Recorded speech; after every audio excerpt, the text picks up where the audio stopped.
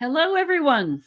My name is Leslie Kean, and I'm here to host a really exciting, what I think is going to be a very exciting conversation with Diana Walsh-Pasulka, who is with me here.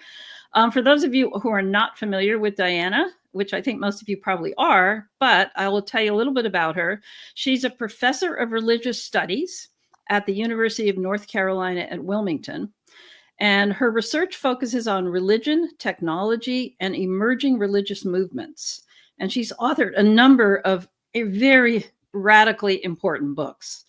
One of them is American Cosmic, UFOs, Religion, and Technology. Prior to that, she wrote a book called Heaven Can Wait, Purgatory in Catholic Devotional and Popular Culture. And then after American Cosmic, she wrote another book related to UAP, which is called Encounters, Experiences with Non-Human Intelligences.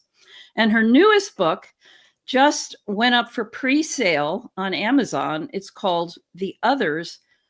Let me just make sure I have this right. AI, UFOs, and the Secret Forces Guiding Human Destiny. And this book is already #1 in the UFO category on Amazon, even though it's not even available yet. So I would encourage everybody to go make it even better than #1 by ordering it now. It's going to be an amazing book. And Diana has a wealth of information. So we first met, I remember the first call we ever had was in 2017, which was, I believe, when American Cosmic came out, which was the same year that the New York Times article came out. And I remember getting on the phone with you about your book. And of course, as an investigative reporter, I was hot to try to figure out who James and Taylor D were, That's I wasn't right. going to make it public. So that was my natural instinct, and I remember, anyway, it's all evolved since then, but I just remember very much our first conversation, and we've been really connected ever since then. And That's right. I appreciate your work so much. It has such an influence on my work and on my personal development with all of this. So I just want to thank you for everything you've done and for being here and for being my friend. And everybody is going to have really learn a lot from you today. So why don't we just go right, unless you have something you want to say initially, we can just go right to the first question and get rolling. Yeah. Well, I'd like to say thanks, Leslie, for having me on this Reddit, and Andrea and Connor and all the people that are behind the scenes making this work. It looks great. I've enjoyed these, the one with Jacques and Hal, and, it's all been really very interesting. And it was in 2017, but my book, actually, American Cosmic, wasn't published until 2019. So we met while it was in press. And, the things that were predicted to happen by Tyler in the book, the character in the book, basically said disclosure is going to happen. I thought it was going to happen in 10 years. I didn't realize it was going to be a process that started before my book was published. So it generally takes about a year for a book to get published when it's already finished. So so that was really amazing. And I had, before we even talked on the phone in 2017, sometimes I teach about UFO events in my classes on new religious movements, and I would use your book. So I would use your book as, basically the primer for, what is it called? Generals Go on the Record. UFOs, generals, pilots, and government officials go on the record. It's a long title to remember.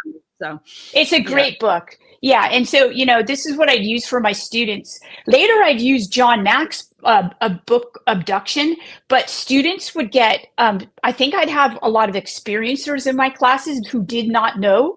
And then they'd read that and they'd have these triggering events. And I stopped using that book. But your book is really safe. I remember the reason we talked earlier, and we're going to go right to this question, was I just remembered it's because I received an advance copy of your manuscript. I remember that.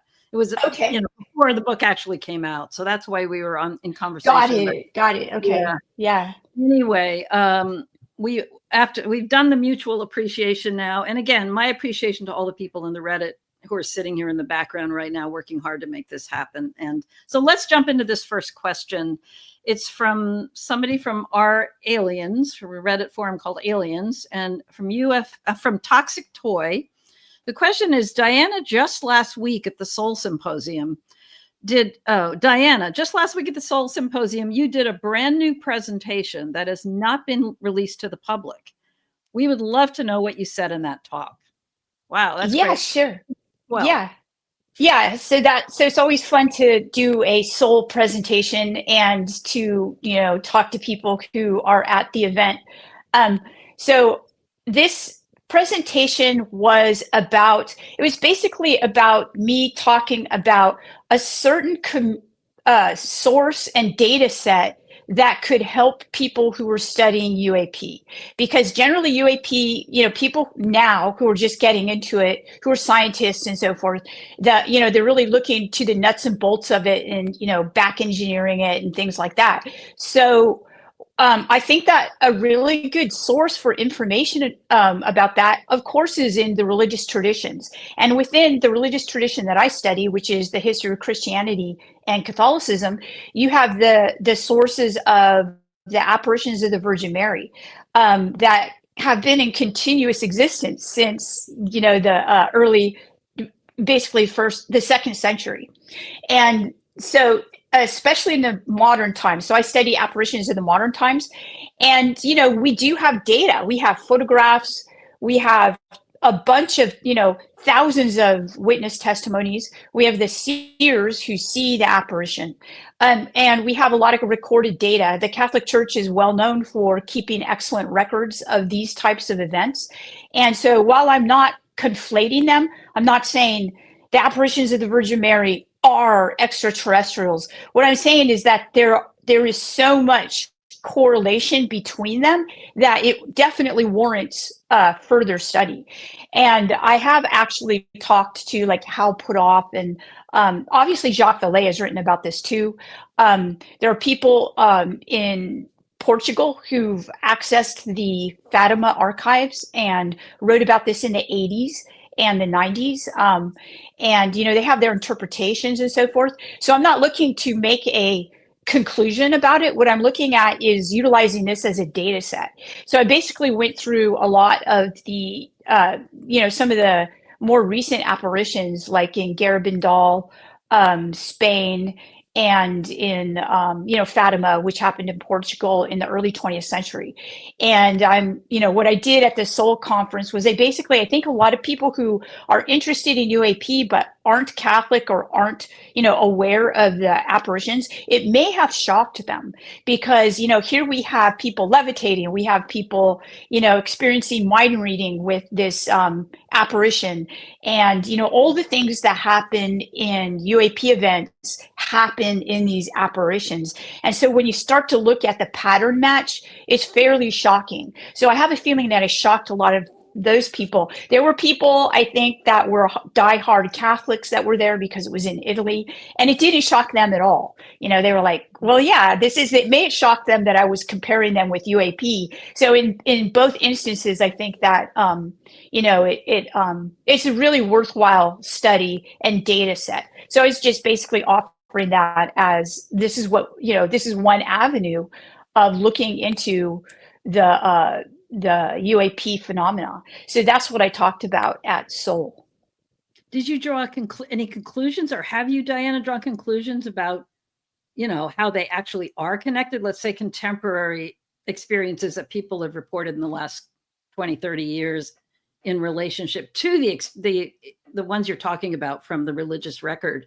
I mean, have you drawn conclusions about what that relationship is? Okay, yeah. Okay, so I haven't drawn conclusions. I think that we can't at this point, but I think we can move the needle of knowledge.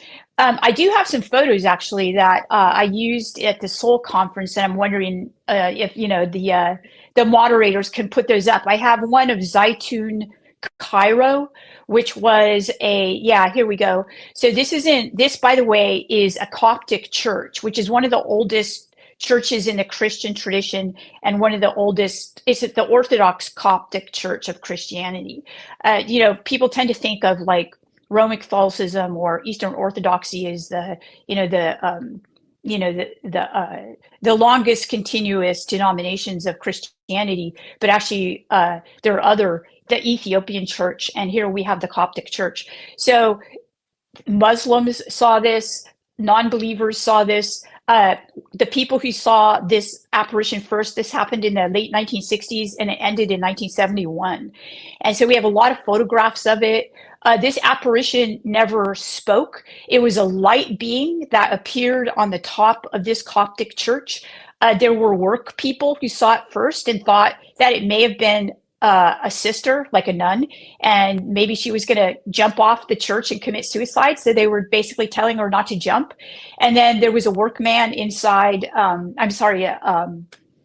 janitor in the church. He said, I think this actually might be the Virgin Mary, right? And so a lot of people, they didn't know what it was. There was an anthropologist who happened to live near there, and she did an analysis of this and wrote a book about it. And so we've got a lot of data on this. The apparition never said anything, never spoke. The president of, at the time, I think it was Nasser, he went on and he said, this is something that is truly supernatural. We don't know why or how. It went on for a few years. The Coptic church basically, said, yeah, this looks real. We don't understand it, but we believe it's the Virgin Mary. So those are interpretations, right? So when you see something like that, it looks like, we see a lot of luminous beings with these apparitions. We see a lot of luminous beings in experiencer narratives. Even people who aren't even experiencers and see like a UFO often see luminous beings. They wish they hadn't, but they did. So, this is definitely an aspect of that. And so that's one of the things. Now, I've studied this for a long time. So I've studied Catholic apparitions, Catholic levitation. In fact, I was studying Catholic levitation at the time that I started to study UFOs. So that was something that I went to the Vatican to look at, were the levitation records of actually a saint who is said to levitate, and that's Joseph of Cupertino. And I think moderators, I have that too, if you want to. Okay, yeah. So this is Joseph of Cupertino. So he is a saint in the Catholic Church who is said to have levitated. There were many saints who are said to have levitated. And the thing is about this particular saint is that he didn't want to levitate. The church did not want him to levitate. So they would move him from house to house because people would form giant crowds. It's very much like the Virgin Mary apparitions.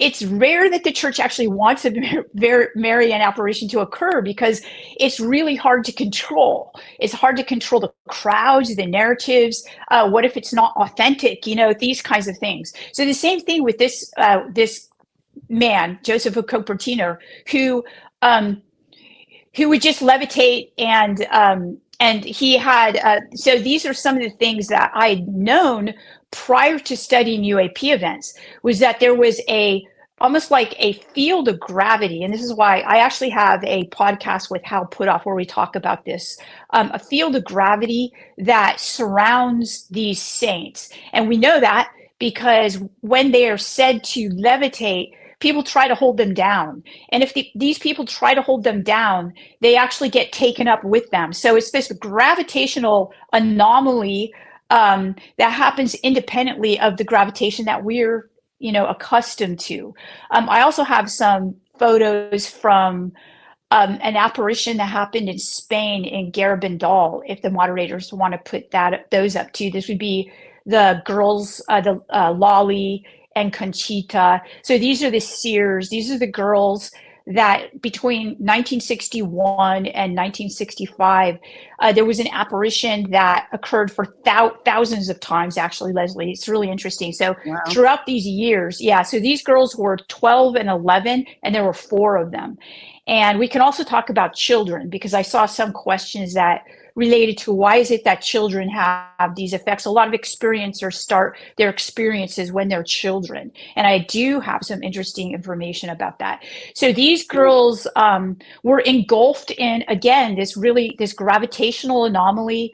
We can show another photo of Lolly and the girls would together, they would hear the call independently. It would be an internal call to come out, that the apparition would, ask them to come out, and they would rush through the village. Here's one levitating, and a lot of the photos show them basically walking in unison. There are videos of walking in unison at the same time.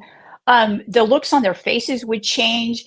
They would see the apparition, but no one else would see the apparition. They were subject to a lot of, things that we wouldn't do today. Like people would pinprick them and shine lights in their eyes, and do a lot of these kinds of things to them.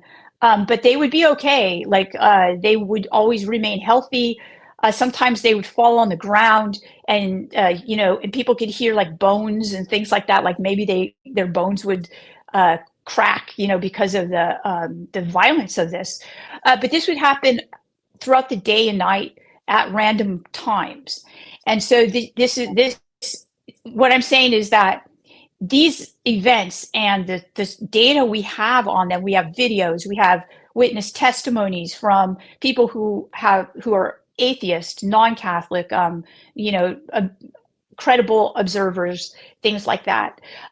There's also, I want to show a photo that I took from the Vatican archives, and this is from the Joseph of Cupertino manuscript. If we could look at that.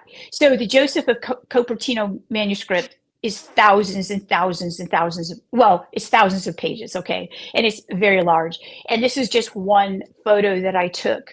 And this is a photo that's basically showing that the Pope at the time was, this is an early modern time period when they're analyzing Joseph's levitations and whether or not they happened or not. This is also a time when the Inquisition was in place. So if a person was found to be lying, terrible things could happen to them. So people would go on record, just like we have people on record today. We say these are, let's take like Ryan Graves or somebody like that. Somebody who is a fighter pilot sees an anomalous craft in the sky. He's not lying. He's a credible witness. The same kind of criteria. This is in the 1600s and the 1700s. And so, they went from town to town. The group that was tasked with figuring out if Joseph actually levitated, and hundreds and hundreds of people who were credible witnesses at the time signed their names and also signed their observations. So I have these too. So anyway, and he would also have the same type of this type of gravitational anomaly was described back then. So these are the kinds of things that I talked about at the Soul Conference. So fascinating. And I just wanted to add to that, for people who want to learn more about Joseph of Cupertino, of course, they can read Diana's work, but there's this amazing book called They Flew, which I know you're familiar with, Diana, written by Carlos Aire, who's an unbelievable scholar from Yale University. It's just a fantastic book. Goes into all these details it's very scholarly, about Joseph and others who were documented as levitating. And I just wanted to make one point, Diana, that I find interesting, though. You talked about this gravitational field. I know that what precipitated the levitations for Joseph of Cupertino was his states of ecstasy. He would go into an ecstatic state, and that's what would precipitate it. But it seems like with these children, these girls, it didn't have anything to do with their state of consciousness in the moment. Am I correct? It was just that they somehow affected by the apparition outside of them. No, they went into ecstatic states. They all did. Oh, okay, absolutely. They went into a unified hive mind ecstatic state. And I think that's pretty key. Also, if you look at, I often talk about Teresa of Avila, another saint who levitated and is a doctor of the church and so forth. And she went into ecstatic state when she saw the famous, what she at first didn't understand. She didn't know what it was. She said it was 3 feet tall. It had an arrow with a light on the end, and then she went into an ecstatic state. So I think that even, when you talk to experiencers, also they go into different states of being before, sometimes they levitate as well. You have these gravitational anomaly events occur with those reports as well. Obviously, when pilots see these craft in the sky, they do things that that appear to defy gravity, or at least as we know it. So, perhaps this is what I'm trying to say, is that it's warranted to look at this tradition. And I'm sure there are similar traditions in other religions. This just happens to be the one I know. And we can see that, this looks really interesting. It looks like a legitimate cross-cultural study. And it's fascinating to contemplate how a state of consciousness, ecstasy, can affect the field of gravity around a person. I mean, that you know what I mean? That dynamic is just fascinating in itself. It's hard to say exactly what's going on. I mean, could it possibly be that this being, is able to create this gravity around a person, and that puts them into a state? I don't know. These are the things that future people will figure out, future researchers. Right. Like Hal Puthoff and those that understand gravity and physics and all of that. It's always been a really fascinating question to me. Speaking, may I say something? One more thing about Hal's work. So there's a group at my university that we have a new, it's called Intelligent Designs Systems, and it's a new major. And we have a group of young people who are engineers who are on it. So every time Hal gives a talk, a podcast or something, or anytime anybody talks about the gravity of UAP and so forth, they all get in a group and they watch it, and then they talk among, these are young people that are, undergraduates at my university, and they talk about it. So I think that things are going to change fast, because we have a lot of very intelligent young people basically listening to everything that people like Eric Davis, people like Hal, people like Jacques, are talking about. So fascinating. And it actually does also relate to physical mediumship and my work with physical medium Stuart Alexander, which we're going to talk about later. I'm not going to get into it now, but that involves levitation as well. And he's in an altered state of consciousness. And so, and he himself has been levitated. He sees it as happening due to forces outside of himself, but it's all interconnected in some way that is just fascinating to me. We don't really understand it. So anyway, that's a whole universe we've just covered this mystery. So let's go on to another question. Maybe we'll see what the next question is. Oh, I got to put my screen light bigger to be able to read this. Okay.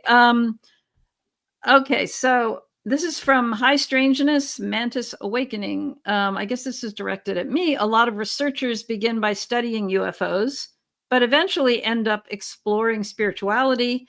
And it seems that's true for you too. What do you think? Why do you think that happens? Okay. And you can comment on this too, Diana. But I mean, for me personally, I have been involved with a spiritual search, let's put it that way, since I was in college when I discovered Zen Buddhism, and I became a practicing Zen Buddhist for many years. I've never been part of any sort of conventional religion like Catholicism. Or Christianity even.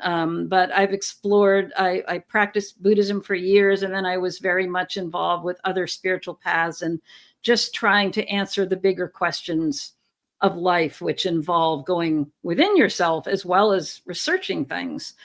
And so, when I encountered UFOs, it just kind of was it kind of interwove very naturally with the questions I was already carrying within myself about the nature of reality and what is the nature of the world that we don't perceive with our five senses. What else is going on? What is the true nature of the world we live in and the world beyond the one we can perceive? And I always knew there was more. There was not just this physical world that we could perceive. I'd had enough personal experiences to show me that. I'd done a lot of meditation and so on. So when I was doing this work as a journalist, and when I got this initial paper from France, which I wrote about in my book, that opened up the world of UFOs to me, it wasn't like that sent me on a spiritual path. I was already on that path.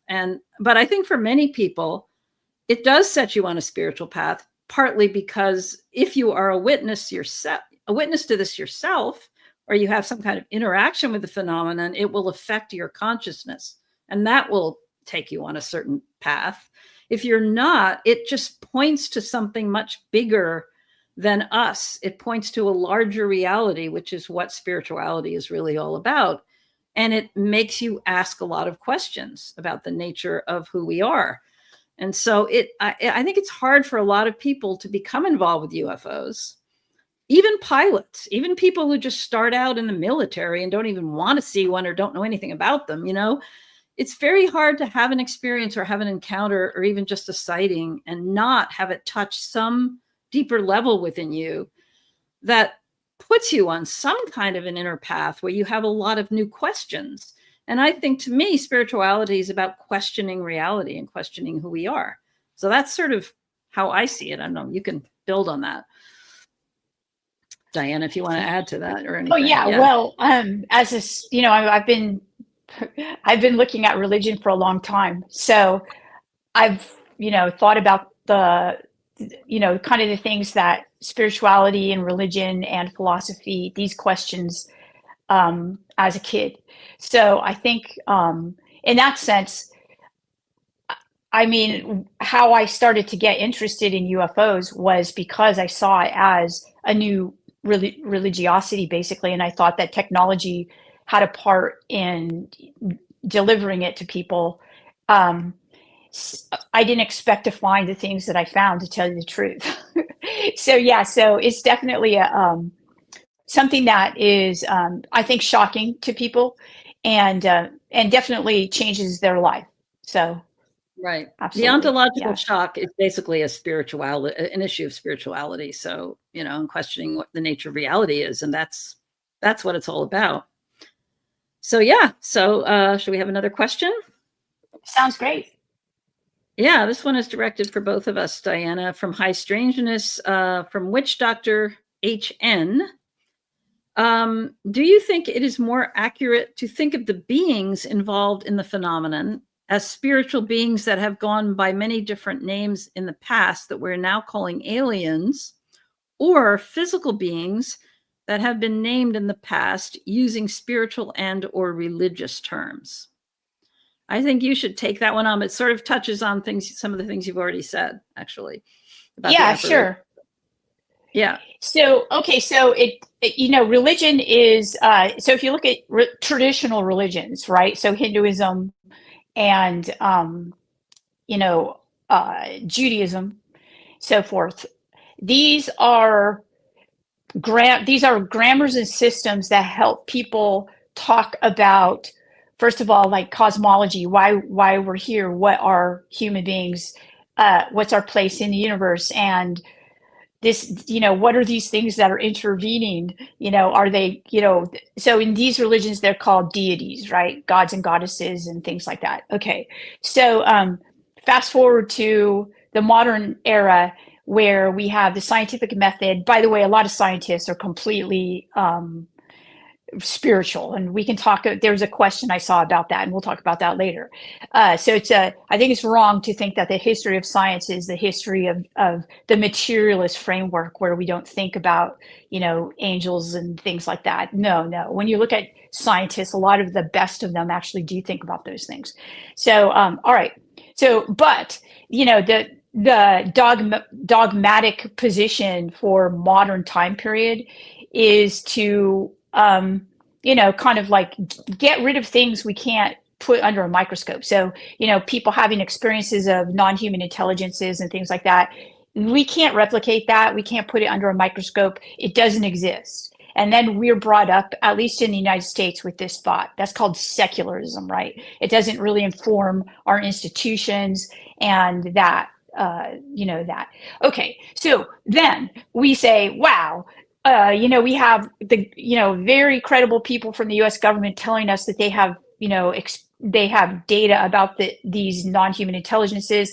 We have lots and lots of millions of people having this observation that there are non-human intelligences interacting with them. And what does that, how do we look at that with respect to history and religion? Do we say that aliens today are deities of yesterday? Okay, so that's one interpretive framework. Or, are these spiritual beings or are these physical beings? There's a person who's passed away, but was a great New Testament scholar at Yale, and I'm sorry, he may have been at Princeton. Sorry about it. Sorry for getting my Ivy Leagues, mixed up. Okay. But he writes about the early understanding of the resurrected body. Okay, and so in the early, like Jesus resurrects according to Christians. Well, there's a lot of emphasis in the New Testament on his body being real. He eats, people can touch him, and that sort of thing. And so, but people are also calling it a spiritual body. Literally, it's called a transfigured body. So what does this mean?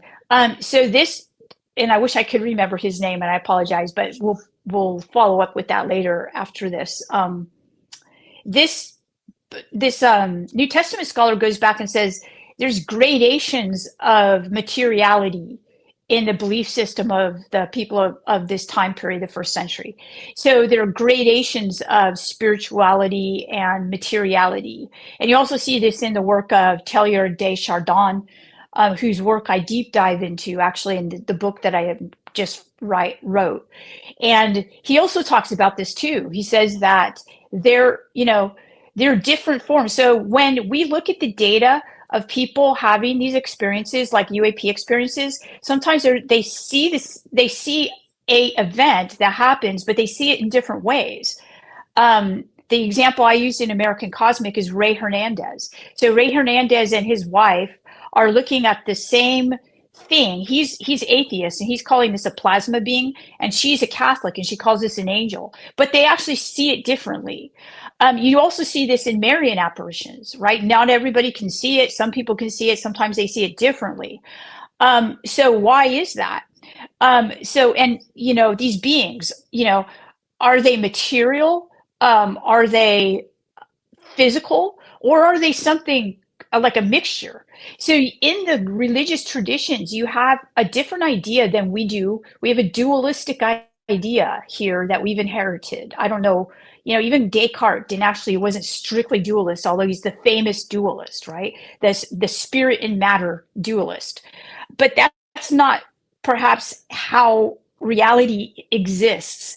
So it appears that when one looks at these events, one sees beings that are, partake in both matter and spirit, and I'm using that as a dualism, but like there's a different form of matter. All right, so that's just a kind of a long intro into what do we call these beings. I mean, I think there's a variety of different non-human intelligences, and it appears that, so some could be possibly extraterrestrial, some could be interdimensional. We don't have enough data, at least I don't, and talking with those men of the Invisible College and so forth, I don't have enough data to determine what they are at this point. Even Tyler didn't know. That's why he vacillated at first he thought they were extraterrestrial.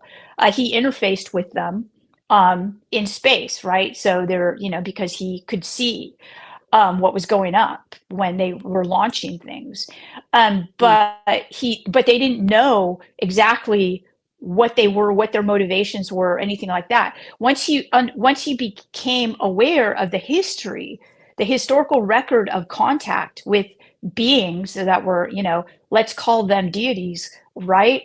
We don't have to call them deities. They have powers that seem super normal, right? So that's why he had his shift to a much more spiritual framework of what they could be.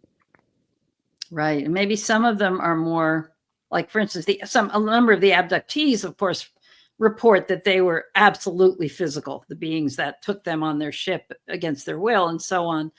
And so it seems to me there's a whole range of different types of beings, and it's hard to just sort of try to find an answer that fits for all of them. That's right. It's a I very think we have simple to way of take it. saying it. Yeah. Yeah, I Yeah. mean, there's just all range from pure energy, pure light, to pure physicality and everything in between. And we That's can't right. figure it.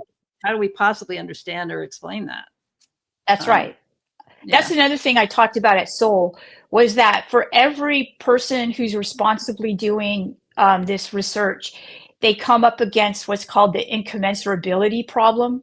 Like, it's just, you know, and the way I explained this problem was that us to ant colonies. Okay, so ant colonies, right? The ants don't know what we are, that we exist. We know what they are, but we can't communicate with them. So there's an incommensurability problem. Both exist. We could, we know about them. They don't know about us. And if we were to somehow try to communicate with them, what would that look like? So to me, the communication interface has been religion. And now it's shifting and changing. And so the communication interface is changing and it's confusing to us. But it's also, we have a lot of shifts happening at the moment. We even have AI. It's a communication interface. So we're at a really interesting time period. Religions took a long time to develop. They were local. Now we're global, and the religiosity changes as well. So that's what I was trying to say in American Cosmic. I didn't actually, when I wrote it, I didn't actually understand how real it actually was. Wow, That was so shocking to me. Yeah. Yeah, so interesting. And you mentioned about communication. I mean, I think one of the contemporary forms of communication, which kind of maybe goes outside the bounds of religion, is telepathy. That people report telepathic communications with these beings. We've now seen the telepathy tapes, which have documented telepathic communications among autistic young people with their parents and caregivers. I mean, we know that telepathy is a real thing now, and it's not just within the religious context, is my point. I remember, and there was a question, I mean, because we've reviewed some of these questions ahead of time. There was a question about telepathy, and what I'm hitting on right now that's of interest to me is obviously we can't communicate with ants telepathically, although there are some people, I guess, who communicate with dogs and cats that way. But would you see that as something, I don't know, as something that possibly stands outside of the religious framework and that might also be within the religious framework? I mean, it's just something I think that we're getting more and more reports of now, and more confirmation. There's a new book by Dean Radin that has some really interesting material about telepathy of establishing that it's a real thing, I guess, at a level that hasn't really been done before. So we definitely in UAP experiencer reports, as well as Marian apparition reports, there's telepathy. So the apparitions speak to the people who are seeing her, and often what happens is that witnesses who were there as devotees, right, they bring their medals, they bring their rosaries, they bring objects to be blessed by the apparition. A lot, let's say, there's hundreds, and the seers give the apparition and say, please bless this for these people. And then they don't know where they came from, though. They don't know who owns what, but the apparition actually tells them who to bring it to. So there's telepathy there. There's a lot of telepathy that happens in every single apparition that we see. And we also see that in the experiencer reports too. Now, just saying that, I've also written 2 books I co-edited with people who were interested in the interface between humans and technology. And so we now have the capability to read our brain waves, right? So this type, Neuralink is doing that. In fact, there's telepathy, even, a program called Telepathy, where literally our brain waves can be read. Well, if we can do that with technology now, what kind of advanced civilization or being would be able to do that very easily? Wow, that's fascinating. That's fascinating. Also, I've done a lot of studying of mediumship. In my book, Surviving Death, I dealt with a lot of research areas that point towards the survival of consciousness past the death of the body. And of course, mediumship is completely based on telepathy. In mental mediumship, you have the medium communicating telepathically with the deceased person and providing that information to the sitter. So it features in so many different areas within, just within a lot of different areas. I just wanted to reflect on that. And same thing with physical mediumship and a lot of other, experiences that people have that relate to their consciousness being independent of their bodies. Let's put it that way. Yeah. So anyway. Interesting. Yeah. Yeah. It's telepathy kind of appears in so many different frameworks. So can we have the next question, please? Okay. So this is a long one. This is from RUFO's Gold Squirrel 4297. Thank you for the question, Gold Squirrel. I now fully believe in the reality of non-human intelligence, NHI, after having my own experience in recent years. While that realization was initially quite destabilizing, I've since settled into accepting it as true, that NHI is real and that there's more to life than what we've been taught. My question is, for those of us who know this is real, what do we do with that knowledge? So, Diana, you've dealt with a lot of experiencers in your work. So you have some answers for this question. Yes, so this is a great question. I think that it's different for everyone. And remember that my field is religious studies, and I'm a professor of religious studies, but I'm not a person who's trained in therapy or anything like that. So if I give any kind of advice, you have to take that into consideration, that, I'm not telling you this is what you should do. But I'm saying something that might help because sure.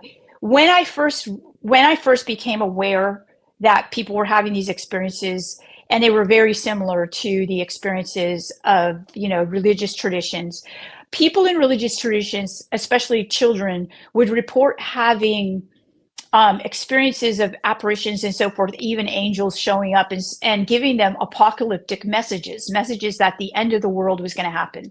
And it was terrifying to kids. And so they would have these and think that the world was going to end next week. Okay. And wow. Once I started to talk to people who were experiencers, they expressed the same fear. Some of them were like actively doing things because they believed that next week this thing was going to happen, this cataclysmic event. Okay. So I would then tell them, wait a minute, the early Christians thought this too. And it's been 2,000 years. So, maybe it'll happen, but seriously, it most likely won't happen next week. Right? So I try to just give information to contextualize that once a person wakes up to the world that we live in, the real world that we live in, not the one that we're taught to believe in through the screens that we, put up to our faces every day. Once we start to recognize that world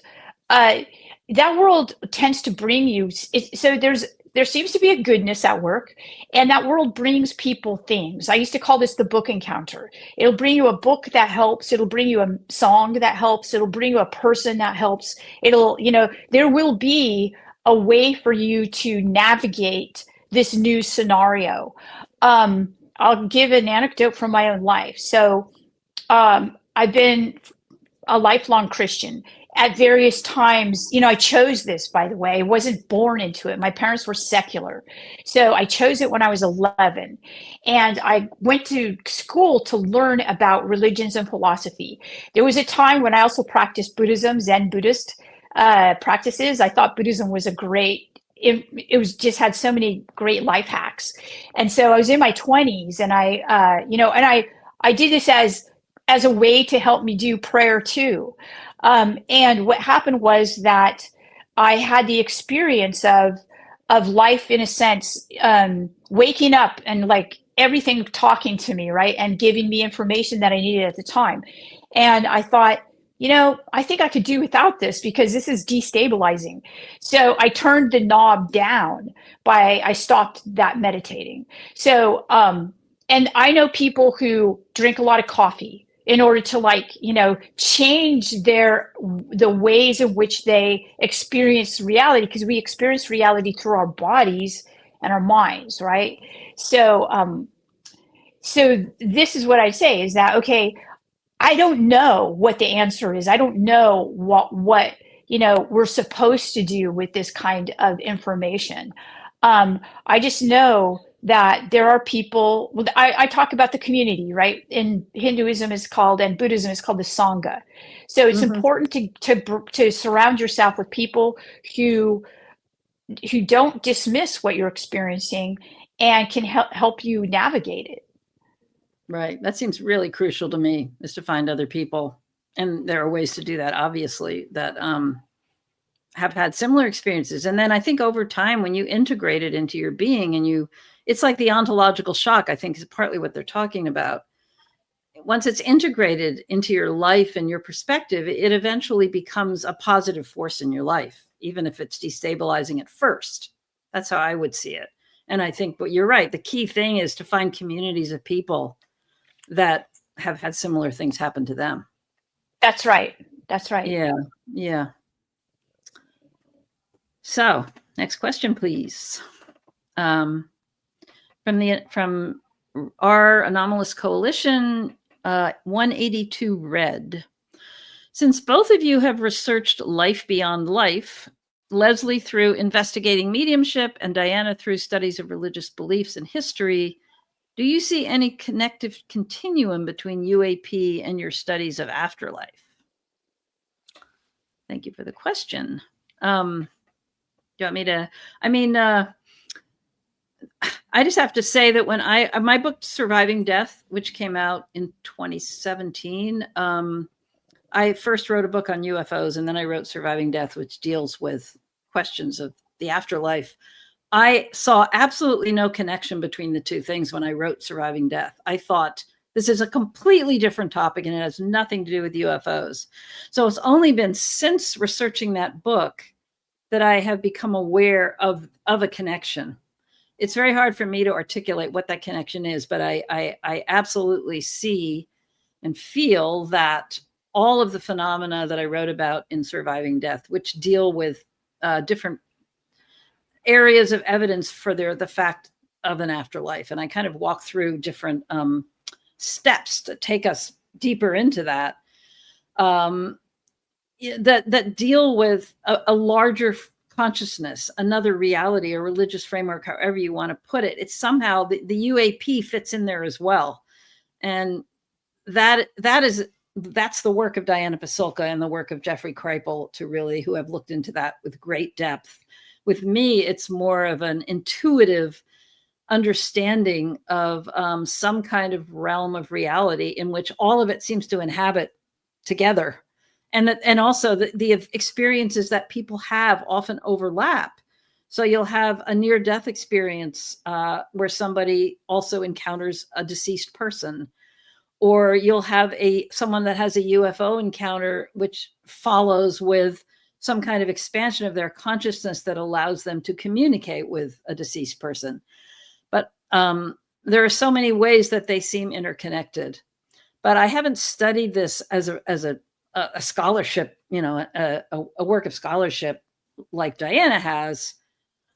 But I'm absolutely positive there's a connection, and it all has to do with the relationship to consciousness, to human consciousness, I think, which is so directly connected to the UAP phenomenon and to experiences that take us into the realm of whatever this afterlife realm is. And people can go there and come back, or people can communicate through mediumship with that realm. And so anyway, I've had things happen to me that have kind of confirmed that for me. One being very briefly that when I was at a sitting with a medium, Stuart Alexander, in the UK, right at the time of the event of this very profound physical mediumship session, these two UFOs showed up right over the house where we were sitting. And I remember at the time, I felt intuitively, well, that message the message that's being given to us there was that there is a connection. And there have been other things that have happened like that. So I can just only speak through my intuition, but you can probably say more in terms of scholarship, what that connection might be. This is a hard one, to tell you the truth. So, well, we can't pin it down. We don't really know, right? Yeah, but I mean, there obviously is a connection. It's a huge connection. Yeah, there's a huge connection. So the person's book who I think does this really well is Josh Cutchin. Right. He's a researcher, and I think one of the books is called Soulcraft. He has a trilogy of books that's amazing, and he goes and he also did a talk. I think I think it was the Anomalous Inquiry. Is that the name of the one that I co-organized in New York? He was one of the speakers there, but I think there are interviews with him on YouTube too. Yeah. So Josh Cutchin is great in identifying historically the connections between, afterlife or death and UAP. Now, okay, it's just kind of strange that for a good portion of my career as an academic, I've been studying death and afterlife. Like purgatory is literally an afterlife destination for souls.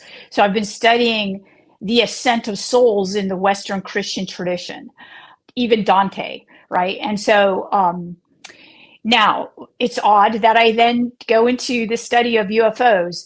What the connection is, honestly, I don't know. Can I speculate about the connection? I can probably speculate about it.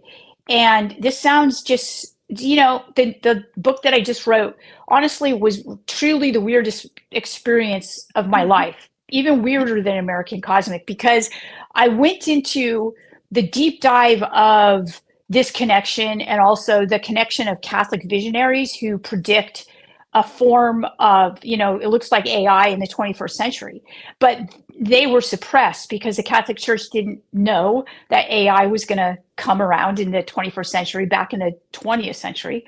So, but there's this, it goes back to, and by the way, we also had a couple questions about Philip K. Dick, and his science fiction, which is incredible and also visionary. And he also talks about this, okay? And I don't know if people know this about his work, but he was also fascinated with early Christianity. So we're talking about early Christianity, like the first church before it becomes institutionalized. And I'm also obsessed with that. I've given, I talk about it, I teach about it. And there's an idea of this new way of living that's post death.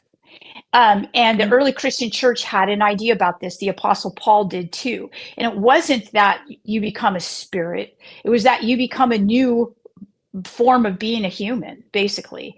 And you can see this in the Torah, that was the Hebrew Bible, which is the Christian Old Testament. You can see a lot of like Elijah and a lot of these prophets who actually just they don't even die. They just go directly into the higher realms, into heaven. You see this in the early church with the Virgin Mary. She goes, her body goes directly into heaven. In some cases, it's interpreted that she dies, and in some cases she doesn't. Her body just goes into heaven. So there is this connection with this form of being human, which is different than what we know of. Right. And I think in the contemporary world, the near-death experience, it sort of makes me think of what you were just talking about, of people just dying, going to heaven. I mean, the near-death experience, and we've had, thousands of these reports from all over the world of people who are literally, they're like clinically dead. They leave their bodies and go into this other realm, and then they are revived, which is something that didn't used to happen. So it's fairly recent that people can be dead for quite a while and then be revived. And in the meantime, they've left their bodies and gone into the afterlife realm and come back. So what's incredible is they're able to return and tell us what it was like. And there are many similarities, that's what makes it exciting from a research perspective, is the similarities that occur from different cultures, from people with different walks of life, from different countries, that are, there are certain characteristics that have been documented that are similar. And so it makes you think, well, maybe there is some kind of objective reality there. there are also differences where people's cultures do impact how they interpret what they've experienced. But there's a lot of literature on the near-death experience, and I think we're supposed to be talking about the relationship between UAP in this, but that isn't really about UAP, but it's about sort of the being able to evidentially, through evidence, kind of document the reality of an afterlife, which is what I was trying to do in my book, Surviving Death. And that's one of the really striking ways that I think people relate to very strongly, and is the near-death experience. And as I mentioned, sometimes there's people encounter deceased, or people might even say they see alien beings when they're in this near-death state, when they go into this other world. Absolutely. Yeah. So, and another person who studied that a lot is Whitley Strieber. He's done a lot of work on what that relationship is between the afterlife, which he's had a lot of experiences with his wife Anne, who died, and the whole universe of the close encounter witness. So he's another person people can read up on and see what he has to say about it. But I think it's just such a fascinating question. And we know it's there, but we can't really pinpoint it, right? I mean, and that's what makes it also interesting. Yeah. Anyway, a lot of these questions, these are great questions that are hard to answer, but that's what makes them interesting to talk about. Right? Yeah. It's unanswerable questions, but they're really fascinating ones. So shall we go to the next one? Sure. Okay, so this is a question for me. A few years ago, you said on Kurt Jaimungal's podcast that you believe that we, humanity, would lose something in the near future that we are accustomed to, that we are accustomed to for long. We have been accustomed to. I wonder if you still believe this, and if by any chance you could give us more clues about this claim. I just want to say that, when I was on this podcast some years ago, I made the comment that I thought around 2027, some really bad things were going to happen. And I have been hounded by this so many times on social media. It's like, I just want to say once and for all that I did not have any special insight into some kind of alien invasion that's coming or something like that. And I probably should never have even referenced this. But what was happening at the time was I had talked to some intelligence insiders who were very concerned about the geopolitical situation, which is completely understandable given, and we can all have that concern now, of course. And I was just in a state of feeling kind of pessimistic about the future. And I didn't know if perhaps NHI would play some role in the future of our planet if we got into a very catastrophic situation, which could have been either negative or positive in terms of the role the NHI might play. But I was mainly just commenting on a sense of kind of pessimism that I felt about the future of the planet. And I'm sorry that I really can't add anything to that. I don't have any special insight about anything coming in the future, absolutely none at all. And I'm a little concerned that somebody recently made a post, I think on Reddit, about I had some kind of a dinner party after a conference, and I was making comments about catastrophic events that were coming. This just didn't happen. I have no memory of having a dinner party and discussing that. And in fact, this one dinner party that wasn't a dinner party, but it was people over my apartment around when I helped produce a conference in New York. I've asked a couple of those people, did I say anything like that? And they said no. So I really don't want to be focused on this anymore. And I'm just asking people out there to please just drop this whole issue, because I'm tired of it. I don't want to spend time on it. I didn't make these comments beyond what I said on Kurt Jaimungal. And I was not trying to imply that I have some secret knowledge about something happening in the future. So if we could just let that go, everybody, I would be very grateful, because I don't think it's worth spending time on. So end of story on that one. Let's go on to the next one. Diana, have you heard of the perennial philosophy? And if so, what do you think about it? Perennial, I hope I said it right. Yeah, perennial. Yeah. So that's so the perennial philosophy. So in the early modern time period, when people started to, the world was more globalized than it had been in the past, or maybe even not, who knows? But it appears that people were thinking about religions and beyond just their own religion. And a mathematician named Gottfried Leibniz started to look at different religions and basically said that, in his opinion, and this is why I say when you look in the past and you look at people like mathematicians, scientists, and so forth, they had a lot to say about religion and spirituality. So he suggested that at the root of all of these religions was an event that was like a mystical event, something that like either was an NHI event or some type of transcendent ecstatic event, right? And so he said, this is the perennial philosophy. This is it. Perennial meaning all, universal for all time. So he was, in a sense, looking at the different religions and saying that at the different traditional religions at heart, they all stem from the same inclination that human beings have an orientation to the transcendent. And that's where, that's how religions, so that's his idea. This was actually taken up by Aldous Huxley, who wrote Brave New World. And Aldous Huxley is an interesting person, by the way, part of the Huxley family, an elite, wrote Brave New World as, something that he believed would happen. He didn't know it would happen as fast as it did, by the way. It's really interesting that he didn't think that. But, if anybody's read Brave New World, they'll say, oh, yeah, that looks familiar. A lot of it is about propaganda and technology and the control of society.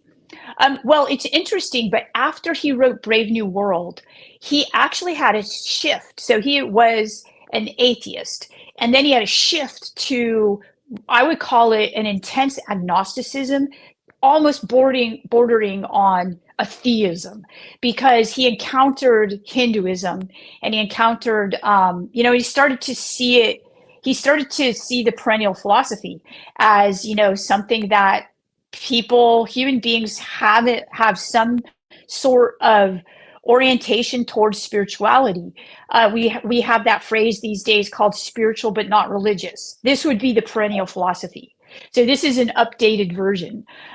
So Aldous Huxley actually wrote a book called The Perennial Philosophy. And he was angry, by the way, at his brother, who was a eugenicist. And Brave New World was, in a sense, a critique of his brother and his father's philosophy and their adoption of eugenic ideas and ideology, and thinking that this was a good idea for society. He thought it was a terrible idea. So he was a critic of that. He's like the black sheep of the Huxley family. And he went on to warn people in general in talks that he gave at Berkeley in the 1950s and so forth, that are actually online and people can look at them. So he became an advocate of this idea of the perennial philosophy. Very interesting. Thank you for that answer. Yep. Can we go on to the next question? I got to hold on one second. Okay. For Diana, do you believe the lens of angels and demons is helpful in today's context? To me, these terms ring of superstition and old world beliefs, not to mention overly simplistic. That's from UFOB. I'm sorry, I didn't say the person's name. Sorry about that. Yeah. So this is a good question. This is one of the questions I get asked all the time. And so the framework of demons and angels, right? So this framework of non-human intelligences that have a specific, what you call context within, say, Judaism and Christianity. You see other kinds of beings in different types of religions that seem similar. Okay, so I remember when I was at the donation site, which is what Gary calls the site that I visited in New Mexico. I remember as we were coming back in the car, and he said, if this was 100 years ago, we'd be calling these demons and angels.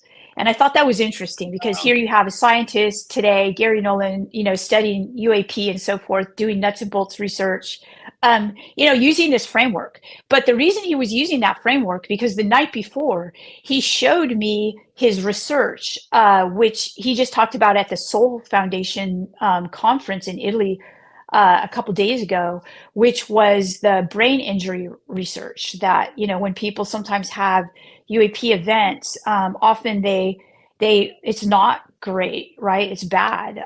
They have, things happen to them that are bad. And so this framework of demons and angels, in a sense, is a framework of good and bad, right? So good and bad, effects. So in that sense, yes, I think that this is a helpful framework, because we can, although we might not, it might be archaic to say these things that we see are demons or these things that we see are angels, but the effects, there are good effects and there are bad effects. Right. That makes a lot of sense.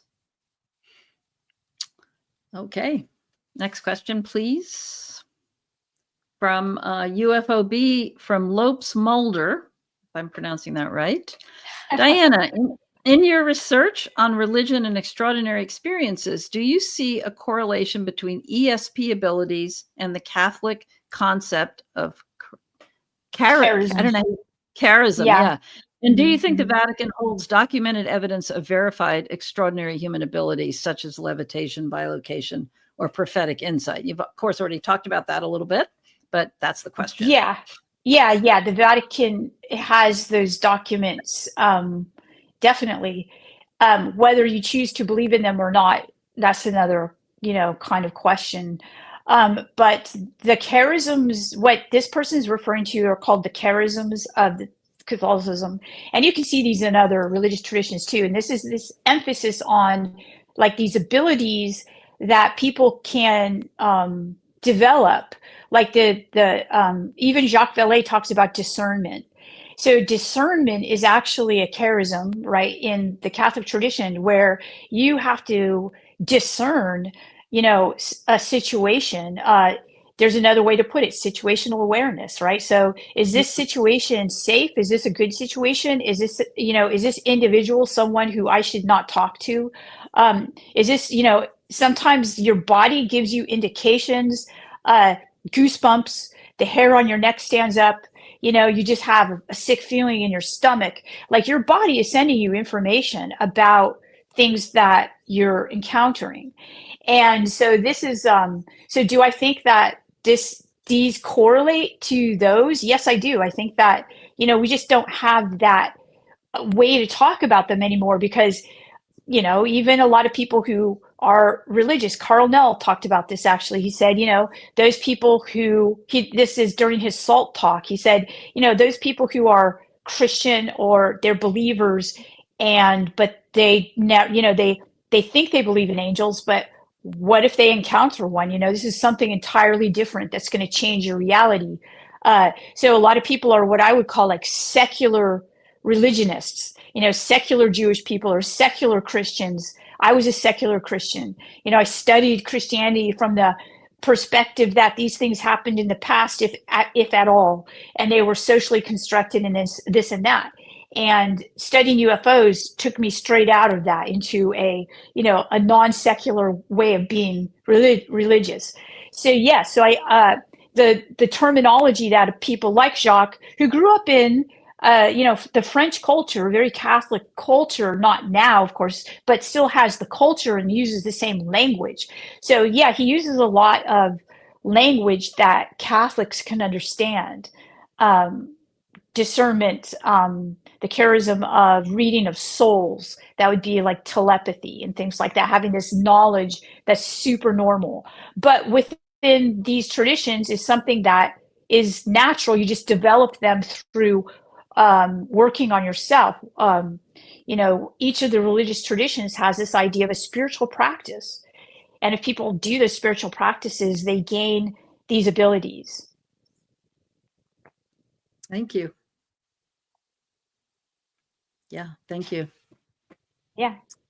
Yeah, let's go on to another question. Okay. They're all such great questions, everyone. Thank you for submitting them. This is from RUFOs. Not looking so hot. Okay. Okay. Hi, Leslie. 2 questions. Can you tell us more about your experiences with the medium Stuart Alexander?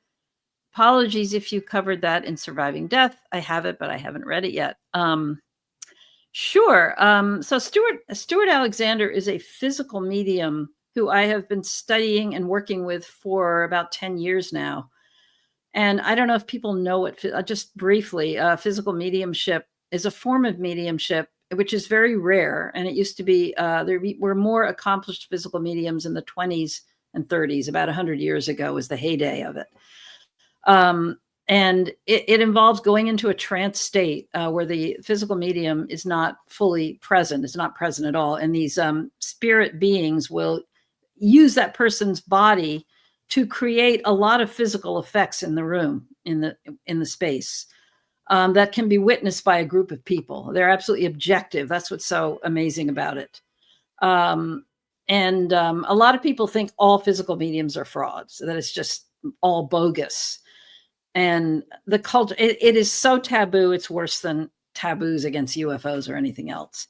But I have deeply studied this and researched it extensively for my book and have been doing it ever since. And there were some very, very genuine physical mediums of the past who were studied by Nobel laureates and all kinds of top level scientists who were able to eliminate any possibilities of fraud and document the reality of the phenomenon that occurred, that they were able to produce, basically. And so it's absolutely fascinating to me because you can have a group of people that can all witness the impossible, basically. And with Stuart Alexander, who's the only living physical medium I'm aware of that I can completely trust, I have witnessed in his space, as have hundreds of other people, materializations of full form beings. And these are actually, I mean, I can't say witness them. They're in the dark, but these beings will walk around a room. You can talk to them. They will touch you. You can feel them. Some of the events in the room go on with lights. It would take me a long time to explain it all, but I have experienced many times the materialization of a living hand.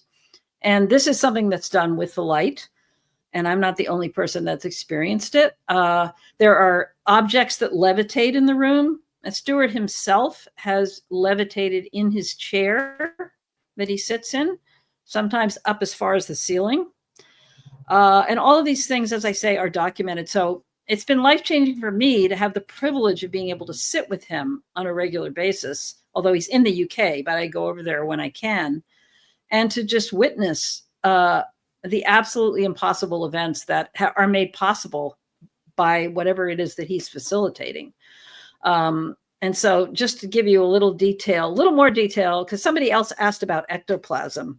And again, people laugh and think that's something in the Ghostbusters movie, but it's actually a real thing, that there is a substance that is exuded from the bodies of these physical mediums that is sort of an energetic substance that comes out of usually the mouth or the ears or the navel.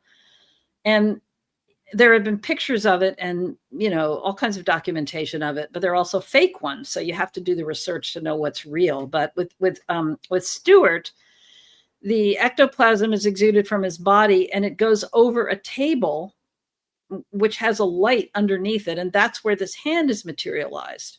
So what you can see is you see this cloud of ectoplasm coming out over this table that's just kind of like, looks like kind of like water. It's alive, it's moving. And then you'll see gradually, you know, it's just a substance. And then you'll kind of see these fingers form on from it. And then you'll see it move and turn into a physical hand. In just an instant, it lifts up and bangs like this on the table. And you can hear it. So within 30 seconds or something, a physical hand has materialized out of nothing.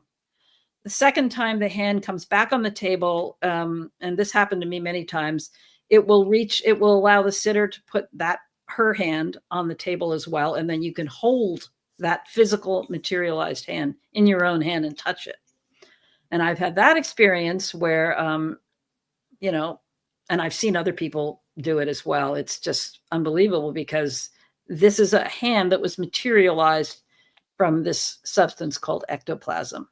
And the hand feels absolutely normal in that you can feel all the joints and the fingernails and the skin and everything that would a normal hand would have. The only difference in my experience of it was that it was very large, probably larger than the average hand. The skin was incredibly soft, like a newborn baby's skin. And it was very warm also, much warmer than my hand. And so you have this experience of holding the hand, and then it pulls itself back and it's gone. And that's just one detailed account of one of the events that happens with his mediumship. There's also, but anyway, just one more comment about ectoplasm, because somebody asked about it in another question. That substance that is used by this, what he calls his spirit team. There's one particular member of the spirit team who's actually the one that materializes his hand by putting his etheric hand within this cloud of ectoplasm. And somehow he lowers his vibration enough to be able to allow it to physically materialize. I can't explain that, how it happens. But the ectoplasm can also form into a very dense rod that can be used to lift heavy things. So it can be everything from a mist to something really solid. And it's manipulated by whatever this force is that's within that space that uses it to make these miraculous things happen, such as the levitation of objects, the materialization of living hands, or even a full person. So anyway, I would recommend, there's a link that Andrea was going to put up for anyone who wants to know more about Stuart Alexander, because I could talk about him for an hour and I'm not going to do that. His archives have been donated to the Archives of the Impossible at Rice University. And I think people know what that is, including audio tapes of the seances that he has done, all his letters, everything. And in the link below this, there's an oral history interview that I did with him for Rice University about 6 months ago. And anybody who wants to know more about him, I would suggest you go to that link and look at the interview that I did. And he's an absolutely wonderful human being who has been doing this for 50 years. And there's absolutely no question that it's authentic. And I'm always wondering why more people in the scientific world are not more curious about it than they are. But I think they all just dismiss it as impossible and probably fraudulent or whatever. I can assure everyone that I did my due diligence with Stuart when I first started sitting with him, and there's nothing fraudulent going on there. Absolutely nothing.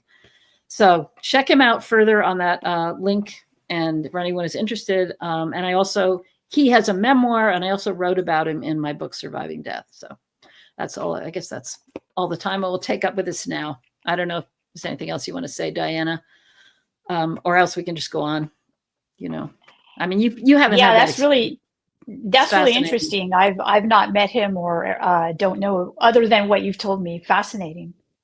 Yeah, and who knows how many people throughout religious history might have been using the similar substance we now call ectoplasm. We just don't know, because it wasn't really documented until the 1920s that it even existed. So, all right. Well, anyway, let's go on to another question then.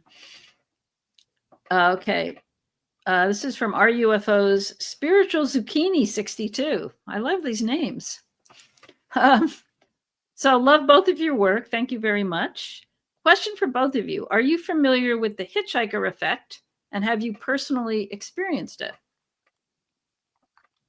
You want to take that one first? Yeah, I'll start. Yeah.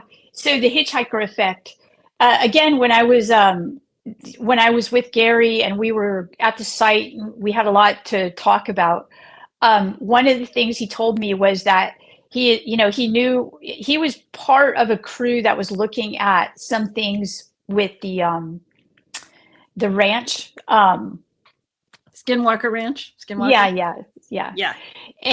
But he said, I'll never go out there. And so I remember saying, you'll never go out there. And he said, no, because whatever's out there can attach onto people and follow you back. And I was, so that's the first time I'd heard of the hitchhiker effect. And the hitchhiker effect, you even see this in religious traditions too. So say there is something that someone would call demonic. Oftentimes that force follows people around. So I had heard enough about, both the demonic and then the hitchhiker effect to know that if there was something that was, for example, I worked on the first Conjuring. It was actually filmed out here in Wilmington, and the first of the Conjuring franchise. It was really a fun project to be a part of. Nobody knew that it was going to become a big franchise and be such a big, hit. And so I was working with Chad Hayes and Carrie Hayes, who are the screenwriters, and a group of people knew that the house that the original haunting for The Conjuring happened at was pretty close, like an hour and a half away. And they all wanted to go there, right? For it was like a Saturday and they weren't filming. And so Chad and Carrie, they were Christians. And they said, no way, we definitely don't want to go to that house, because they believed intuitively that whatever was there would follow them back. And I thought that was interesting too. So, so that's what I know about the hitchhiker effect. Also, there's also almost like a reverse hitchhiker effect, where when a person, goes to, say, a site where an apparition happens, say Garabandal or something like that, or Fatima, a lot of really good things happen and miracles happen when they come home. So there's like an opposite effect of the hitchhiker effect.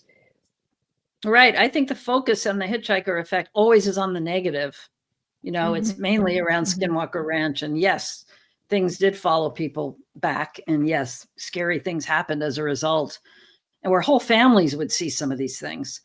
But I think it's also true on the positive side, like you just said. Where you can go into a place with a very exalted positive energy and be impacted by that, and you take something with you, and maybe a week later you'll have an experience that related to that. I don't know if that's strictly hitchhiker effect, but it's a similar thing if you're talking about absorbing energies that stay with you and then you carry them away with you to somewhere else. So, and I've had experiences like that. I feel like whether it would be technically called hitchhiker effect by the people who studied at Skinwalker, I don't know, but it's very similar in that, yeah, it's something that goes with you after you visit a certain location and can have a positive things can come into your home as a result of it. So, but I would agree with Gary. I would never want to go to the Skinwalker Ranch. I wouldn't go if he paid me. I mean, I'm curious to witness, but I've seen so many, paranormal things already, and I don't want to take the chance of being involved in a negative force field like that. So I totally get not wanting to go there. Yeah. And it also depends how sensitive one is to energies, right? I mean, some people have a thicker protective shell around them and they're less affected than others. And I feel like the more I evolve and become more spiritually sensitive, the more sensitive I am to energies that are around me. So I have to be very careful about what environments I put myself in. And that's where you got to watch out for that hitchhiker effect, I think, and be very careful about where you choose to put yourself because of it. It's very real. I mean, that's where discernment is a good thing to cultivate. Exactly. Yeah. Okay. Onward. Okay. From High Strangeness, from Pixelated. Dr. Pasulka, I've been thinking about similarities between American Cosmic and Philip K. Dick's Valis. Today, there's a small subset of AI users who are waking up from their belief systems, and there's a link, because of ontological spiritual conversations they've had with their LLMs. So along those lines, is AI a modern day Valis, a vehicle for the divine intelligence to express itself through human creation? Or is it simply a new Tower of Babel, a human-made God? Thank you sincerely for your work and your time here. Okay, yeah, Philip K. Dick's work, which is amazing. And somebody I remember asked also about science fiction and what science fiction I would suggest reading. That one definitely. The Valis books by Philip K. Dick. I Can Remember It For You Wholesale. Again, another short story by him, Mm. which is terrifying Wow. but most likely happening. So he's a visionary. So he's a science fiction visionary. Um, and I think I mentioned also obsessed with early Christianity. And by the way, I've known a lot of experiencers who have had synchronicities with his work, who didn't even know who he was, and then would have synchronicities with his work. So, and I know somebody who's actually has a whole file, like so many synchronicities that they kept track of it. And this is a scientist. And I meet people all the time who do. So I just want Wow. to verify that for a lot of the people who are listening and who have these experience with his work. Yes, it's like a real thing. Um, all right, and also the short stories that inform Total Recall, the Total Recall movies. So this question is so this is a good question.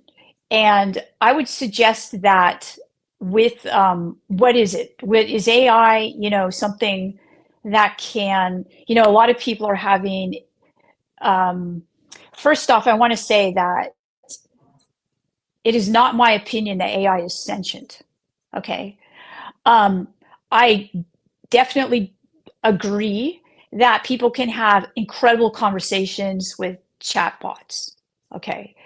And the reason is because chatbots are an incredibly amazing new technology, and they're trained on all of our, collective knowledge that has at least been digitized. All right. And what that makes it is like a super mind.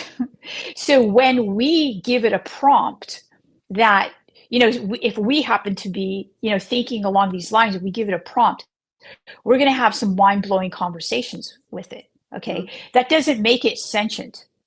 What that does is it enhances us. It's an enhancement to our intelligence. It's not its own sentient intelligence. And I think that's important because a lot of people are having chemical relationships with their chatbots. So it's obvious that we have been physiologically shifted by our technology. This is something that people have studied for a long time. Marshall McLuhan, even Socrates refused to write anything because he thought the new writing technology was wrong. It was going to lead us. Well, Plato wrote. He wrote in dialogue, by the way, in order to try to adjudicate what kind of bad thing could happen from writing. All right, so we get to this point where we have these technologies, social media, that engages with dopamine and things like that in order to addict us, really, so that we'll buy more. Now we have various chatbots that create a relationship with people. And these people are not just having dopamine hits with this type of technology, they're having something much more serious in my perception. They're having oxytocin release. So oxytocin is the chemical that bonds a newborn baby with its mother. It's a chemical that people have when they fall in love. So it's a real chemical that bonds a human being to an animal, to people, and now to chatbots. Is this healthy? I don't think so. So, and a lot of it has to do with the memory, how much memory the chatbot will have. So now that the chatbots are, have these memories, there was a point when OpenAI, when its chatbot ChatGPT lost its memory for a bit, like people were having these relationships with it, and then the memory disappeared for like a week or two, and people were grieving. They were grieving that they lost this relationship to it. Okay, so I do believe that we are in a state we're in a new, UAP has something to do with this. So people who are AI developers are starting to recognize that AI is a non-human intelligence and an alien, and that we need to understand it as something serious. We need to take it more seriously, I think, than we do, and we need to only you can decide how you're going to utilize this, because it's not regulated as much as it is in other countries. In my opinion, it shouldn't be given to children, because children's brains are in formation, and if they're developing oxytocin relationships, with this could be dangerous. So the question is, are we, where are we? Is this, and the person who asked the question frames it as an either or, is this kind of a sacred medium, or is it a Tower of Babel? And to me, it appears to be, it could possibly be both. Or if we get on top of it and recognize its potential dangers, it could be not something like a sacred medium, but something that can enhance us beyond what writing has done, or beyond what the printing press has done, beyond what fire has done. It can enhance us that way. It could be a tool, a marvelous tool. Wow. So the idea of it becoming sentient, it sounds like, within the way you're expressing it, that would be an impossibility. I don't actually think it's an impossibility. I just think that it's not sentient now. Okay. Could it never, become? So, I mean, if human beings have AI implants, right, and become integrated with AI, this is a form of sentience in a sense. Okay. So there are degrees of this, and I don't know, the future of it. I don't think anybody does at this point. There's an incommensurability problem here as well, because it's going to be exponentially smarter. And I remember a friend of mine said, we can't even comprehend exponential growth like this. We tend to think of technology in this linear projection. So that's part of what, of course, I just wrote about. But it looks like we are at a very interesting point in human history. And your book does cover a lot of this. Your new book, The Others. Yeah, this is what it actually covers. Yeah, this is what it covers. Yeah. That's very, very exciting. All right, we'll do a few more questions, and I think we're probably winding down a little bit now, but we'll go on for a few more questions. Here's from UFOB Heeblegb 9000. Heebie-jeebie. I'm sorry for getting the name wrong. 9000. Why is there such a harsh rejection of the relatively simple idea of extraterrestrials from other planets? It seems like we are bombarded with rather fanciful explanations on a constant basis, such as interdimensional beings, ultra-terrestrials, etc., etc. Why is the notion of extraterrestrial life so firmly rejected when it posits perhaps the simplest explanation? I mean, I wouldn't say it's the simplest explanation personally, because of the fact, number one, that there is such a variety of UAP, especially now that it's categorized as unidentified anomalous phenomena. There is just such a huge, broad spectrum of phenomena that we put now under the umbrella of UFO UAP. So I think, it's very hard to pin that all down and say, well, it's all extraterrestrial. I think the other point that's been brought up over the decades, which some of the physicists can explain now as being possible, of course, is just the whole concept of interstellar travel, the difficulty of making that happen, which Hal Puthoff can explain, could happen theoretically through the application of general relativity. But it's not like when you think about all the sightings that we've had and all the different types of sightings we've had for hundreds of years, To me personally, and again, I don't know, but I think just labeling them all as extraterrestrial, meaning that they're coming from other planets, if that's what the questioner is defining it as, is too simplistic an answer. I mean, I just think it is. I think a lot of, and also the fact that these objects are often seen under the water, seen submerging from the water. There is now a lot more focus on these underwater USO, unidentified submerged objects, the potential that perhaps they have dwellings, they have bases under the water. There is also a lot more focus on the ultra-terrestrial concept of the fact that they could have been here themselves, living on this planet for much longer than we even have existed.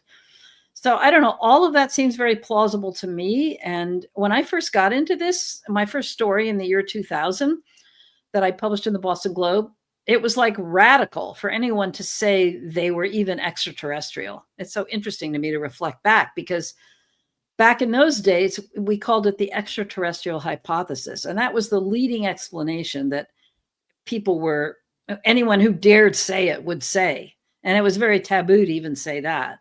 And you had to have the word hypothesis on there at the end. Oh, sorry. And so I didn't mean to give myself a thumbs up. And so, that was the theory for a long time, for maybe the first 15 years or more of the work that I was doing on this. And in my book, UFOs, of course, the conclusions that all the different writers who contributed made was that they were extraterrestrial. So personally, for me, I think that's a valid explanation for possibly a lot of what we see. But I absolutely feel the expansion that we now have into other possible explanations for their origin is very important, and that all of them should be on the table and all of them should be considered. And that the complexity of what we're dealing with seems to me to be much vaster than any one particular explanation might be able to explain or be used to explain what's going on. That's my sense of it. I don't know if you want to add to that, Diana. Yeah. So the question, I interpret the question as being, why are people against thinking about the possibility that there could be extraterrestrials? I could be wrong. And I think the question was saying, why isn't that an acceptable explanation? Why do we have to go into all these other things like interdimensional and so forth? Yeah, and all the other things that are sort of on the table now that didn't really used to be on the table so much. And that's right. Why can't the extraterrestrial explanation, why doesn't that solve the problem? Why isn't that enough? Why do people kind of turn away from that now as being the explanation? So that's why I gave the answer I gave. That's how I interpreted the question anyway. Okay, yeah. Well, I would say, I think that is still on the table. Right. I mean, I know that the people that I speak with who are, in the programs that study it, they're definitely looking at that as a potential explanation. Right. I think that, I think that they just don't know, and they're confused. So that they're going to, we can't find out where, these things exist on Earth, whether in the ocean or on the Mount Shasta or whatnot. They can't find anything like that, so they assume it's off planet. Right. And so I would say that it's still a compelling hypothesis out there. I would agree, but I also like the fact that we're not pigeonholing it just with that, because when you think about things like, orbs the size of baseballs that float through people's houses, I mean, those might be surveillance technology from extraterrestrials, who knows? But it's very hard to label all of it with that one word. I think extraterrestrial. That's the only thing I'm trying to say. I agree. Yeah. Yes, I agree. Yeah. But conceptually, I mean, ultimately, if it's a non-human intelligence, it depends how you define it. If it means they're coming from other planets, I think that's a little simplistic, but it might mean something different than that, which just means it's non-human. And if that's what it means, then it does fit all the categories that are being looked at as possible explanations for it. So it's just a matter of semantics. I think it's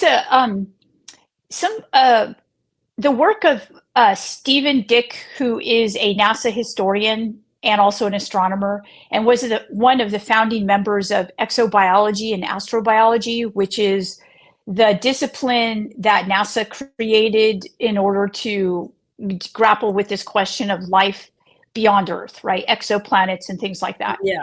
Habitable planets and so forth. He spends a lot of time. When I say time, I'm talking about a lot of writing. He's got a great bibliography online for those of you who are interested, and his work has seeded a lot of speculation in this culture. Like, a lot of people have read his work, but don't say they have. I don't know why, but he's got a great book and also a very readable essay called The Post-Biological Universe. And he's also has an update on that called The Post-Biological Universe Revisited, that I think is, it might not be published yet, but it might be, I don't know. Anyway, this is he's got some really great ideas in there. He's one of the people that, along with Jacques, who basically talked about the phenomena being technological. And so he talks about the incommensurability problem by saying that the reason we haven't, contacted, or we don't know about extraterrestrials, is because they're so advanced, they're technological, and they don't want to be known. Like, they don't want to, if they do know us, they're speaking us through, these, like I said, like religion is probably like a communication interface. Perhaps technology is a communication interface. Okay, going back to some of the questions that we had. So his work is fascinating because he actually does some calculations about evolution on time scales that are billions of years. And he takes into consideration not just biological evolution, but what he calls cultural evolution, which is evolution that happens once a society surpasses they can exist through their technology, right? So can we exist through our technology, or are we going to be killed by it, right? So if we exist through it, maybe we'll reach this stage in which he says other civilizations will be spacefaring, and they're non-biological. And he's not to say that human beings should be non-biological, but I'm just suggesting that he's got some interesting speculations about higher order beings, and that could possibly have passed through, this technology stage and exist in a way in which, is different than the biological. He says that if extraterrestrial exists, it's most likely technological and not biological. Whereas we, like SETI and so forth, we're looking for these techno signatures or these signatures of biological life and so forth. And he says, most likely that's not how we're going to, identify it. Interesting. And for those who are interested in looking at all the different possible explanations, I would highly recommend the paper by Hal Puthoff. I think it's called Ultra-Terrestrials, or the Ultra-Terrestrial Hypothesis. I'm not exactly sure. Yeah. Yeah. And it's out there. Yeah. Yeah, it's out there. It was published in a leading journal. It's not that long. And he goes through all the different categories of possible explanations for what we're observing. And of course, extraterrestrial hypothesis is one of the leading ones. So, yeah, so you could look at that. We're going to go with two more questions now, and then it'll be time to wrap up. So let's have the first of the last questions here. This is for Diana. In an interview with Jesse post Hereticon, I guess she means, Jesse Michaels. This is from UFOB. The name is Default 99. In this interview with Jesse Michaels, post Hereticon, you both shared a laugh after he asked you about meeting Jesuits with Tyler, Peter Guppel specifically, and their thoughts on Templars. You declined to comment on them, and then thoughts on the and their thoughts on the Templars. I'm sorry. Also, the book on John Dee was spoken about, but seems to have gone quiet. Is there a reason for this, or is it still coming? People have speculated online that you may have gotten a tap on the shoulder to stop this line of research, but I'm not sure if that really happens. Okay, this is good.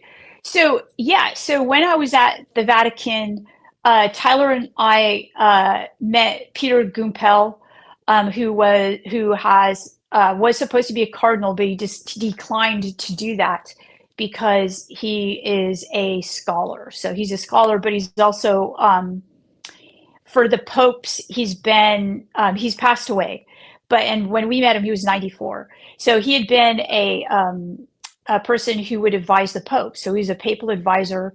He was also involved in a lot of the canonization. He was the person who was the devil's advocate during those processes for canonization of saints. So he's really interesting. And during this time period, he invited me to do the Vatican has a lot of information about the Templars that's not really been published. And so he invited me to do a publication on that.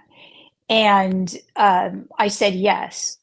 And that was going to be really exciting. The tap on the shoulder that these people are referencing is definitely happened. So basically, that was something that couldn't happen. That book and the access to those information for reasons I don't know. Okay, so reasons of which I don't know. The John Dee book. So John Dee is another of these early modern scientists who was brilliant and an advisor to the Queen of England. And he was actively believed that he was in contact with angels. And so he's one of the history. I keep telling people in the history of science, somebody has to write the history of unorthodox science, because a lot of scientists have these experiences. And we're talking like, these are game-changing scientists, people who've changed the history of humanity with their technologies or, their breakthroughs and so forth. So anyway, so this, I was going to spend a lot of time doing work on John Dee, and he believed in Enochian angels, and we're talking about the Book of Enoch, which is an interesting book that has influenced Christianity and Judaism, and the whole idea of what angels are. Okay, so why didn't I do that book, or will that book still happen? So this book could possibly still happen. I'm fascinated with John Dee and what he was doing, and it just was, there are only so many things I can do, I guess. So, so that's what happened with that. That one wasn't so much that there was a tap on the shoulder with that one. No, that one was that in order to do these kinds of projects well, you have to have access to the actual primary source data, which is what I like to have. And it takes a while to get them, to find them, to go to the country where they're at and sit down for a month and basically, immerse yourself in that. The languages are hard. Even English from the 1500s and the 1600s is really difficult to understand. Even language from the 1700s, you think that it's easy, but it's not. They write things differently. They look different. They use different words. You basically have to do translation work. So it takes a long time to do that, but I would still like to do that. I love the fact that you go to all the primary source material, Diana. That's why I value so much, the way you present the stories about these saints, for example, because the church may tailor them to fit their own agenda, right? And you're actually going back to the actual text, original text from them or people that were close to them. So you know exactly what really happened. And I find that well, you try to. Yeah, you do your best. Yeah, you do your best. Yeah. Yeah. And so that kind of takes it outside of the not being quite sure within the religious framework. If you go to like a Catholic church, or you know what I mean? The church's representation of the story might be different than what actually happened because they want to present it in a certain way. Right. And so you're going back to the original story. Yeah. It's like angels today. Like anybody now can go online and see, biblically accurate angels and what they look like and so forth. And they're different, by the way. There's not just one form of them, but they definitely look different than artistic conventions of them, which paint them to be beautiful and draw on the artistic conventions of Greece, where like you have you have Eros, the god. Yeah. You have, they look all beautiful and everything like that. But if you look at them in the Jewish and Christian traditions in their texts, they're a little bit scary. They might even more resemble reports you hear from experiencers of who the Oh, beings that absolutely, they've they do. encountered. Yeah, So that's yeah, they a really do. fascinating thing to me. Yeah. I think we have time for one more question, and then we will draw this wonderful discussion to an end. So, okay, so this is somebody is asking me. This is from our experiencers from just summer and I can't read this, and Dom Dude 10. I hope I'm saying that correctly. So the question is, in the Surviving Death Netflix, okay, I've lost the question here. In the Surviving Death Netflix series, Nicole DeHaas says the spirit world will slowly develop you towards working with ectoplasm. Do you know more, or have you heard any experiences about how the role the spirit world plays in the development of these abilities? Yeah, I mean, I touched on this a little bit earlier. I think it's a fascinating component of physical mediumship, and I think every physical medium develops differently with regards to whether they are working with ectoplasm or not. But any of the photographs that you see of this sort of white substance that all the skeptics say is cheesecloth, you can see that there is this substance there. And when you freeze it, it's very living. It's a moving thing. So when you take a still photo of it, it does look weird. It looks like cheesecloth. But so I don't think there's any general way to describe it. There have been some remarkable physical mediums who didn't work with ectoplasm at all, and they had a lot of light in the room. Ectoplasm is very sensitive to light, which is one of the reasons why Stuart Alexander has a lot of the phenomena in his room take place in the dark, because ectoplasm doesn't work well with light. But famous physical mediums such as D.D. Hume, who is one of the most famous and accomplished mediums ever. His name is spelled H-O-M-E. He was Scottish. He had phenomenal physical phenomena in his seances in the light that did not involve ectoplasm that anybody could see anyway. And he had lots of materializations of hands. Some of them sound sort of like ectoplasmic, but it varies from medium to medium. Another really interesting study that people might be interested in who are interested in physical mediumship were the skull experiments, which took place in England in the late 90s. A series of experiments over a year or two by a group of 4 mediums that were studied rigorously by members of the Society for Psychical Research in London. Many scientific investigators were studying this group, and they had unbelievable phenomena going on, and none of it involved ectoplasm, as far as anybody knew. So there's no way to generalize. That's my point. I think different physical mediums work with it in whatever ways it evolves for them. And I don't think they can always predict what's going to evolve for them. But it is a very real thing, and it's very individual depending on who the medium is that is involved. That's why I would answer that one. Diana, I think we have to, just one announcement I'm supposed to make here that I just want to look on my phone for, that the link that I mentioned about for the interview with Stuart Alexander from the Archives of the Impossible that I did with him for the oral history is they will be sharing, the link will be shared on Reddit, and they're going to update the description in YouTube with the link. If it's not there now, the point is it will be there. So it's not up there yet. So Diana, thank you so much for coming on today for this, fascinating conversation. I could listen to you talk for hours. And I thank all the Reddit participants, and I'm really sorry for all the great questions that we didn't have time to get to. I mean, Diana and I got to read the questions. They were really smart and really insightful and really wonderful.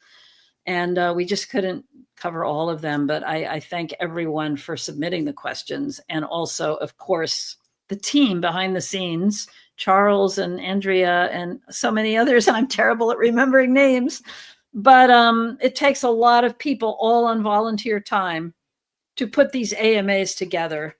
And I think they're really special because we can be so conversational in them. And I just thank everybody behind the scenes for making these things happen. And especially thank you, Diana, for coming on today. I really appreciate Oh, it. my pleasure. My pleasure. And thank you to you, Leslie, and everybody. Thank you. Okay.